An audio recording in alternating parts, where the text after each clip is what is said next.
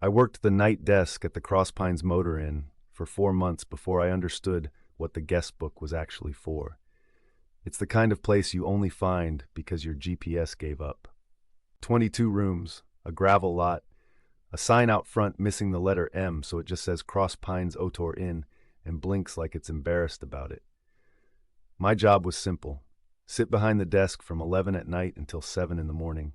Check people in, hand out keys, real keys, brass ones, because the owner never modernized past 1994, and keep the guest book. The guest book was the one rule Mr. Holloway was strict about.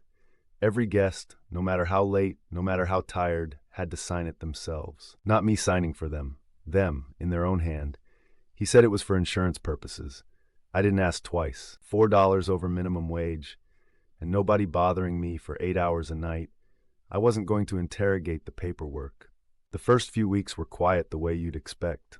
Truckers, a family whose car broke down outside Millbrook, a couple who clearly didn't want anyone asking questions about why they needed separate cars in the lot. Ordinary people passing through an unremarkable place. Then, in my 6th week, a man came in a little after 1 in the morning and asked for room 14. Not a room. Room 14, specifically. I told him I'd need to check if it was available, which was funny because 19 of our 22 rooms were empty that night. He just smiled and said, "It's always available." And he was right. When I pulled the ledger, room 14 hadn't been rented once. Not in the 4 months I'd worked there. Not in the log going back years. Every other room turned over regularly. 14 just sat there untouched, like it was being saved. I handed him the key and the guest book. He signed it fast, without hesitating, the way you sign something you've signed 100 times before. I didn't think much of it. I was 23 and tired, and the coffee machine in the back office was broken again. It was around 3 in the morning that I got curious enough to look at what he'd written. Under name, he'd written a name I didn't recognize. Under vehicle, he'd written none. And under the little line at the bottom marked comments, where guests usually wrote something like, "Great stay," or "AC was loud," he had written a single sentence. "Tell the next one I said it doesn't hurt for long." I sat with that for a while. Long enough that when I finally worked up the nerve to walk down to room 14 and knock, nobody answered. I used the master key, the bed was made, the room smelled faintly like rust. There was no suitcase, no jacket, no sign that anyone had ever walked through that door, except that the key I'd given him was sitting in the center of the bed, placed with a strange, deliberate neatness, like someone had set it down and smoothed the blanket around it. I told myself he'd left through the window. I told myself a lot of things that summer. I went back through the ledger that week, actually went back through it page by page, all the way to the beginning of the book, which started in 1994. The same year Mr. Holloway said he stopped modernizing. Every 20 or 30 pages, there'd be another entry for room 14. Different names, different handwriting, some entries just a signature, some with little notes at the bottom. Didn't think it would be like this. Please don't let my wife stay here. He said if I sign it, it stops. So I'm signing it. I found 11 of them. 11 names, across 31 years, all assigned to a room that officially never had a single guest. I should have quit right there. I want you to know that I thought about it, but it was the middle of a Tuesday shift when I found the pattern, and Mr. Holloway didn't come in until Thursdays.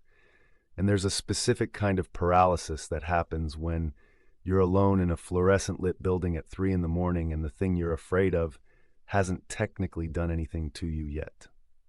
So I kept working. I told myself I'd bring it up with him. I told myself I'd Google the motel's history on my next day off.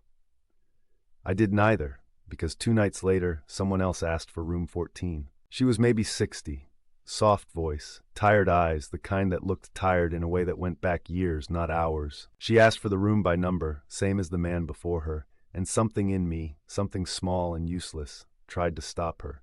I told her it hadn't been cleaned. I told her the plumbing was bad.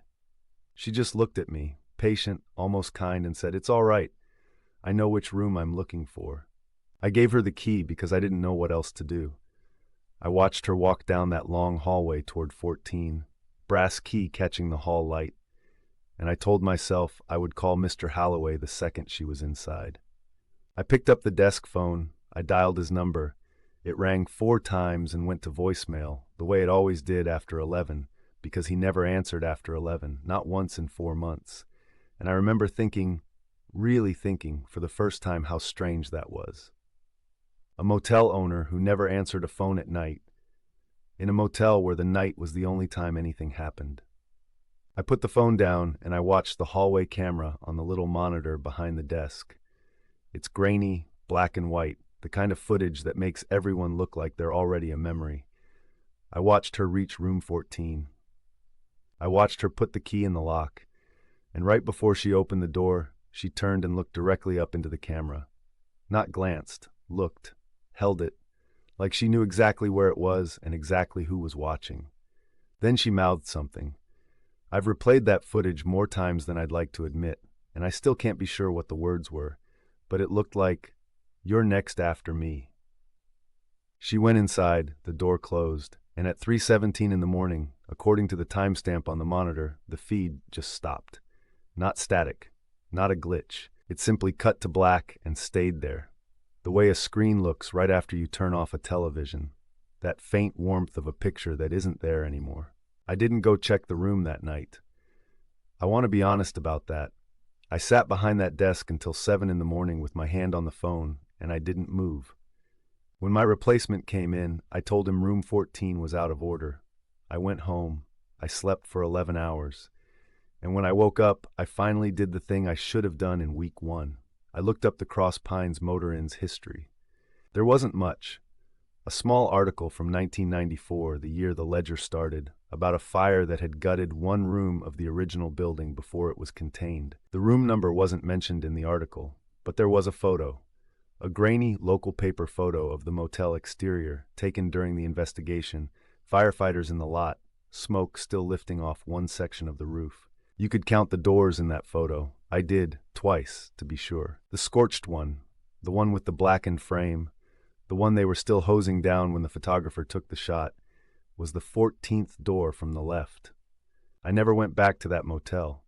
I called the next night to quit, and Mr. Holloway didn't answer, so I left a voicemail instead, the same way he'd always left me alone in that building. I told him I wasn't coming in. I didn't explain why. I hung up before I could hear the silence on the other end of the line stretch out too long. I think about the guest book sometimes. I think about the 11 names and the woman's voice, soft and almost gentle, and the way she said she knew exactly which room she was looking for. I think about the line I never got to write. Because somewhere in a drawer in an office I'll never step into again, there is a ledger with my initials next to a shift log and no signature of mine anywhere in that book. Which means, as far as that room is concerned, I never checked in, which means, as far as that room is concerned, I still owe it a stay.